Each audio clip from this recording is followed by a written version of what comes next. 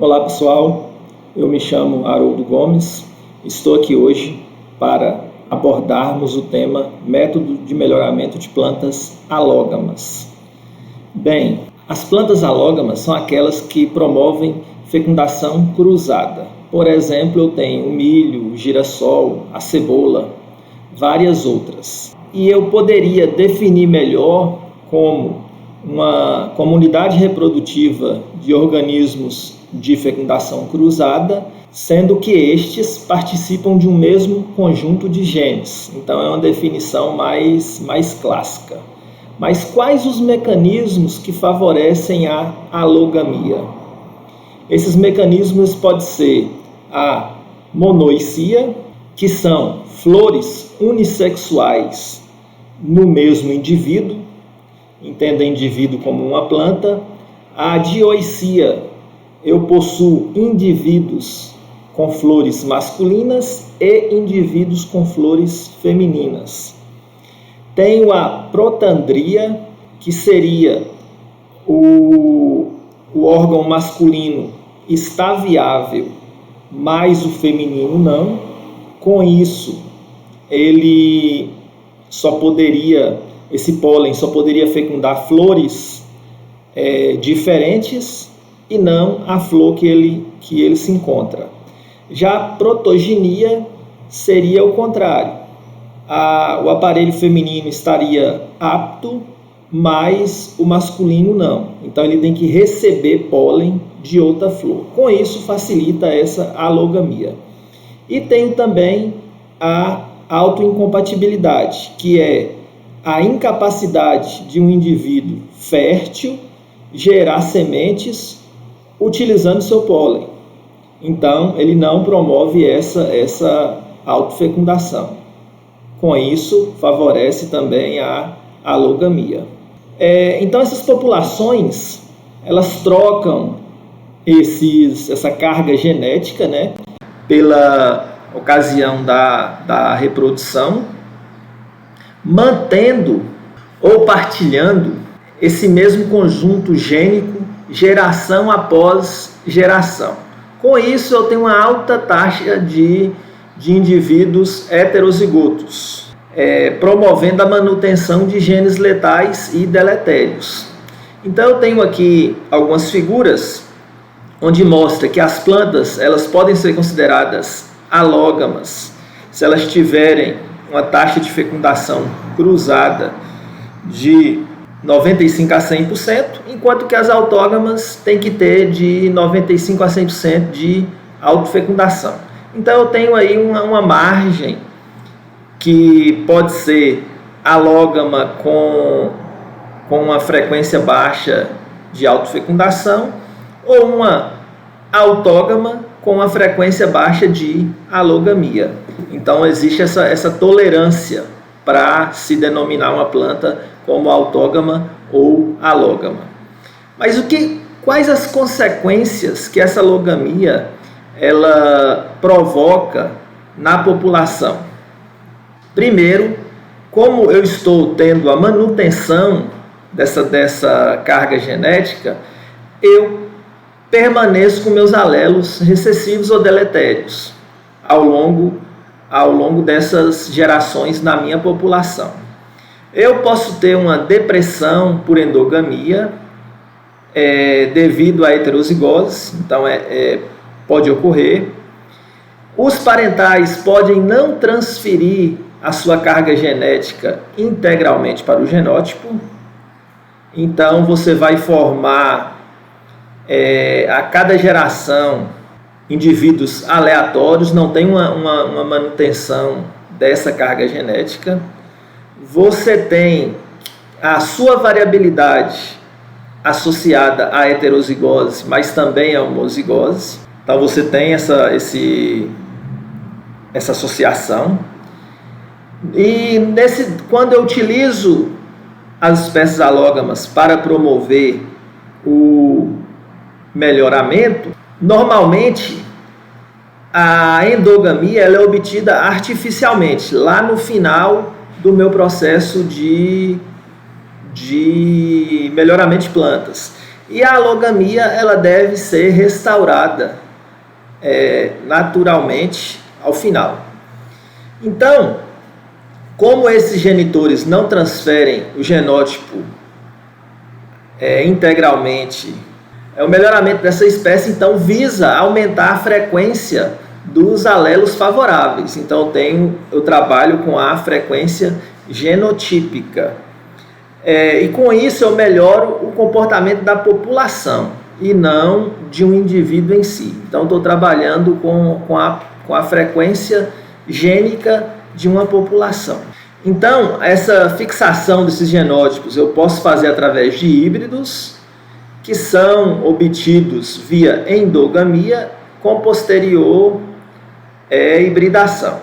Então qual o significado da seleção em espécies alógamas? Então eu tenho uma população original, vou selecionar plantas que tenha uma alta frequência do gene ou dos genes que eu estou desejando, e através dessas plantas selecionadas eu estou melhorando a minha população, porque eu estou alterando essa frequência. Então, isso só irá ocorrer se esses indivíduos selecionados me gerarem descendentes superiores. Se ele não gerar descendentes superiores, pode ser que essa seleção ela tenha algum problema. Por exemplo, eu selecionei pelo fenótipo, não levei em consideração a influência ambiental. Então eu tenho o indivíduo selecionado, um genótipo mais o ambiente, e o seu descendente tem que gerar um valor diferente de genótipo e de ambiente. Por quê? Porque não há essa reprodução exata do genótipo. Então eu vou ter ali as interações gênicas do cruzamento em si, né? Do cruzamento que está me gerando essa descendência, e pode me gerar indivíduos superiores ou até inferiores. Se eu selecionei os superiores, eu estou promovendo um melhoramento dessa população. Se não, eu tenho que retornar e promover um processo de seleção diferente. O elo de ligação que eu tenho aí é o gameta, que ele é haploide.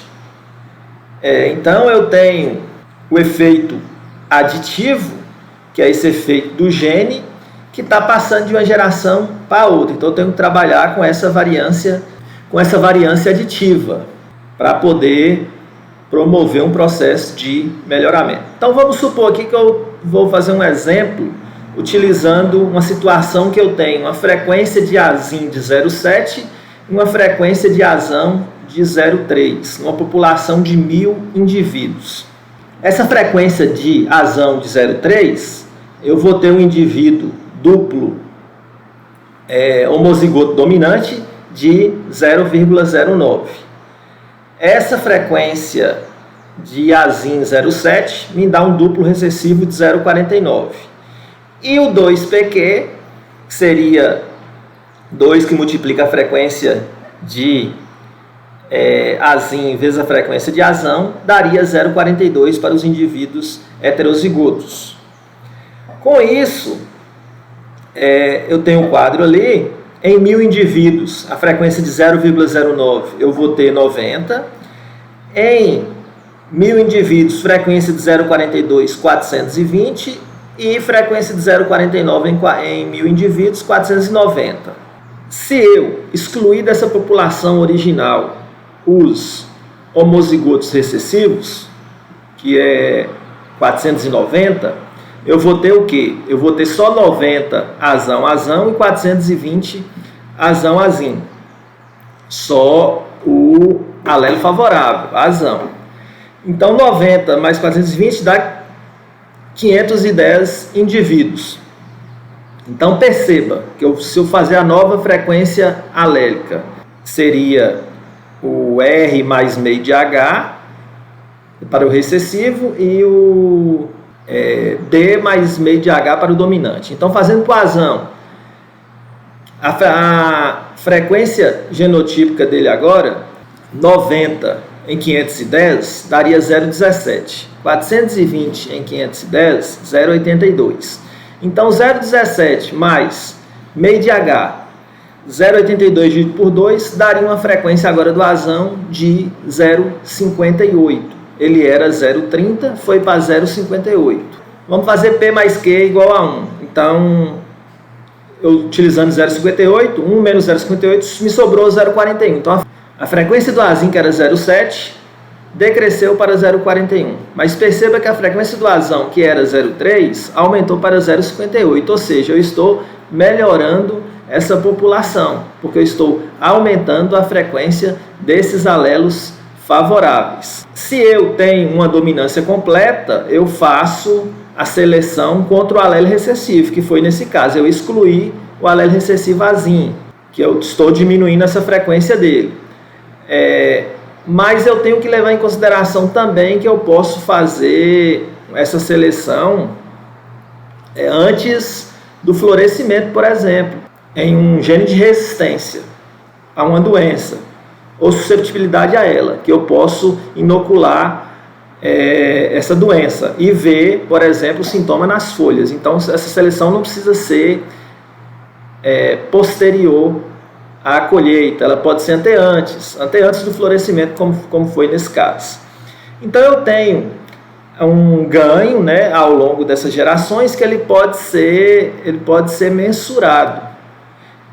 Como que eu mensuro esse ganho genético ao longo das gerações? Então, eu tenho, por essa fórmula, que está aqui acima, posso utilizar um índice de seleção, isso aí é tabelado, o controle parental, se eu souber esse controle parental, o tipo da progênie que eu estou utilizando, meu irmão completo, S1, S2, uso a variância fenotípica, o erro experimental, e o número de anos de ciclo de seleção. Aí eu consigo mensurar esse ganho de seleção ao longo das gerações. Como nós vimos na disciplina de genética, tem as interações, né, que muitas vezes complica essa seleção. Então eu tenho a ação dominante, tenho a ação aditiva, a ação sobredominante, que vai estar impactando no meu processo de seleção dos melhores indivíduos naquela população. Lembrando que a ação dominante e a ação sobredominante estão envolvidas na heterose.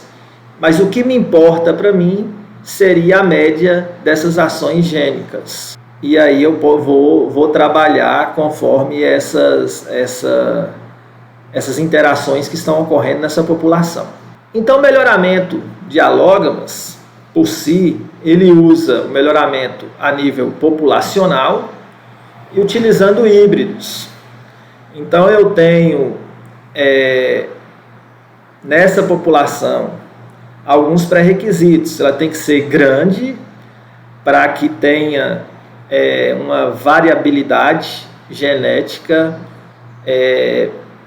importante. Então, na realidade, o tamanho da população não está correlacionado à existência de variabilidade, mas ela tem que ser grande para mim conseguir trabalhar com ela, e tem que existir uma variabilidade, porque senão eu não consigo aumentar essas frequências de alelos favoráveis, se ela for uma população que não possua variabilidade genética para ser explorada.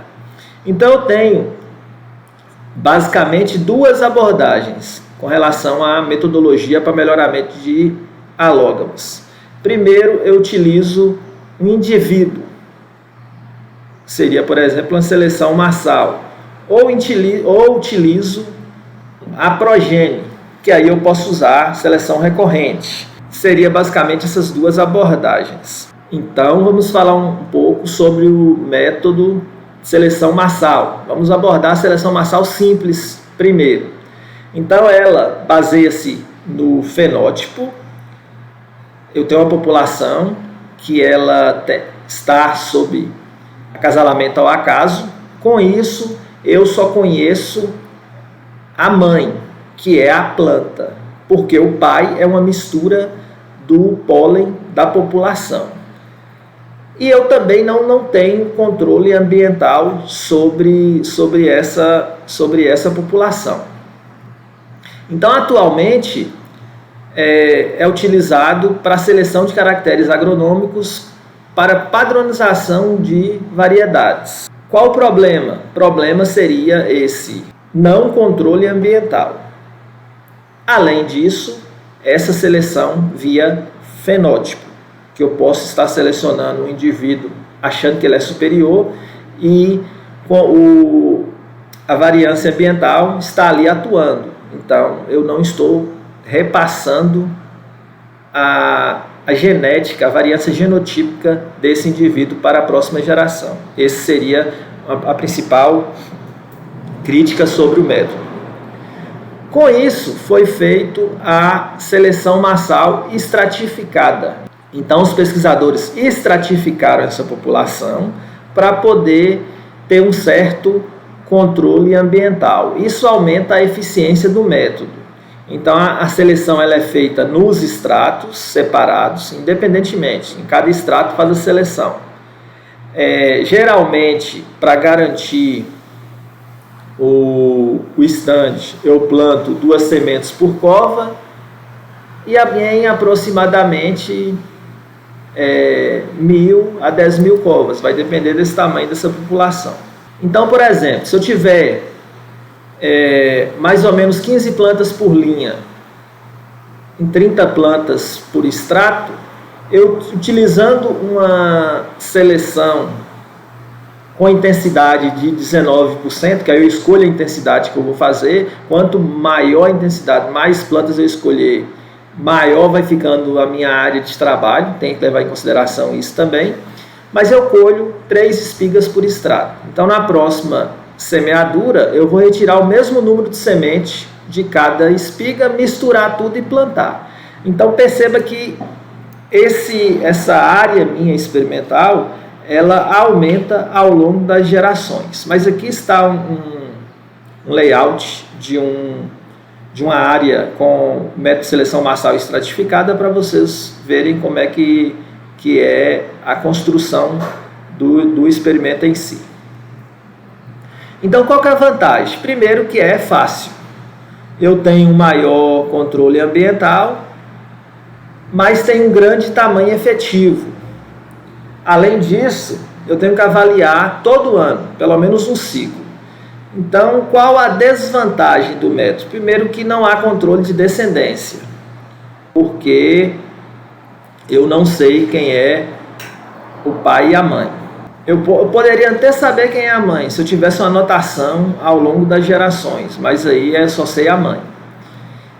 Avalio em um único local e a seleção de plantas altas devido à competição. Então, seria uma desvantagem com relação ao método. Então, para trabalhar com a seleção recorrente, primeiro eu tenho que saber a progênie. Então, eu tenho progênie de meios irmãos. Por exemplo, eu sei a mãe e o pai é da população, pólen de diversas plantas, conforme está na figura. Então, eu trabalhando com essa população, eu sei que eu estou trabalhando com meios irmãos. Com irmãos completos, conforme a figura, eu tenho mesmo pai e mesma mãe. Com isso, eu trabalho com irmãos completos. E a S1 seria a autofecundação. Sabendo essa origem da progênie, eu consigo trabalhar com a seleção recorrente. Que essa seleção recorrente é um processo de fixação e seleção de genótipos superiores. Ele não é um processo estático. É um processo que eu vou trabalhando ao longo dos ciclos, aumentando essa frequência de genótipos superiores. Então, eu vou sempre em um processo cíclico, que esse processo cíclico aumenta contínua e progressivamente essa frequência desses alelos favoráveis da população. Com isso, eu estou melhorando geneticamente esses genótipos e aumentando a frequência desses em cada geração. Então eu tenho um ciclo 0, onde eu seleciono os superiores, vou para o próximo ciclo selecionando os superiores, então com isso eu aumento a média, aumento a frequência desses genótipos bons. Então eu tenho aqui um exemplo, eu tenho aqui aquele mesmo exemplo anterior, frequência do Azão 0,3, do Azim 0,7. Então no ciclo do C0 eu teria 51%, levando em consideração o Azão e o Azão-Azim com dominância completa, né, que seria genótipos superiores, excluindo o 0,49 do Azim-Azim. Vou ao longo dos ciclos aumentando essa frequência. Por exemplo, posso chegar num CN ali, onde eu inverti esta frequência do Azão, que era 0,3, foi para 0,7, a frequência do Azim, que era 0,7, foi para 0,3. Com isso, daria 91% de genótipos superiores, Azão-Azão e Azão-Azim, por dominância, excluindo 0,09 de Azim-Azim. Então, perceba que eu parti de 51, cheguei a 91 de genótipos superiores, com a seleção desses genótipos ao longo dos ciclos. Então, ali, devido à recombinação, que seria o acasalamento ao acaso dessa população, a cada geração ela está em equilíbrio de Hardenberg, e uma população em equilíbrio não se altera, exceto com mutação, migração e seleção, mas não sendo o caso, essa frequência permaneceria ao longo das gerações. Então, se eu pegar ali CN menos C0, 91 menos 51, eu tenho 40% de ganho. Esse ganho, se eu jogasse na fórmula, me daria 78,4. Então, seria a frequência desses genótipos superiores na população, que eu aumentei em 78,4%. Então, mostra que é um processo efetivo para melhorar essa população. Mas quais seriam os procedimentos? Então, primeiro, esse ciclo de seleção ele é composto de 4 fases diferentes. Então, primeiro ali é obtenção das progênies. Eu obtive essas progênies, que pode ser meio-irmãos, irmãos completos, S1, S2. Eu obtive essa progênie, eu vou avaliar com repetição. Então, geralmente a gente trabalha com o número de 100 a 500 progênies. Vai depender da condição de trabalho que eu tenho, da área de irrigação, adubação, por aí vai. Mas sempre eu trabalho com esse número. Terminada a avaliação, eu tenho a seleção das progênies superiores. Geralmente seleciona-se de 10 a 20% dessas progênies que eu avaliei, para posteriormente recombiná-las para me gerar variabilidade para o próximo ciclo de seleção, onde eu vou continuar com obtenção, avaliação, seleção e recombinação novamente. Até quando? Até quando não tiver mais ganho ao longo de uma geração para outra. Por isso que eu trabalho sempre com um ganho de seleção ali, atrelado ao meu procedimento de melhoramento. Aqui eu tenho uma figura como fica no campo de recombinação. O macho seria mistura das sementes das progênies selecionadas, enquanto a fêmea seria a progênie selecionada. Com isso eu vou mostro no campo como seria a recombinação desse material. A seleção massal fenotípica para trabalhar com caracteres de alta herdabilidade, e quando eu estou trabalhando com baixa herdabilidade, aí a seleção com progênies, que aí seria a seleção recorrente. Então, conforme a herdabilidade também vai me direcionar que método eu utilizar. Então, esse genótipo superior é extraído da população via seleção clonal ou de híbridos, e após esse processo não se obtém genótipos superiores aos selecionados. Então, quando eu terminei, eu extraio via seleção clonal ou hibridação. E eu tenho vários métodos de seleção recorrente. Vai depender se eu estou trabalhando com uma única população ou melhorando 2 populações. Se eu trabalho com uma única população, é chamado de intrapopulacional. Aí eu tenho fenotípica estratificada, meio-irmãos modificados, irmãos completos, linhagens endogâmicas. Já quando eu trabalho com melhoria de 2 populações, eu tenho a seleção recorrente recíproca com linhagem testadora, recíproca de meio-irmãos modificadas 1, modificada 2, recíproca de irmãos completos. Então, vai depender de como eu quero trabalhar com a minha população ou minhas populações, que aí vai me direcionar que método vou utilizar. Então, pessoal, o que eu tinha para falar era isso. Eu agradeço e até a próxima.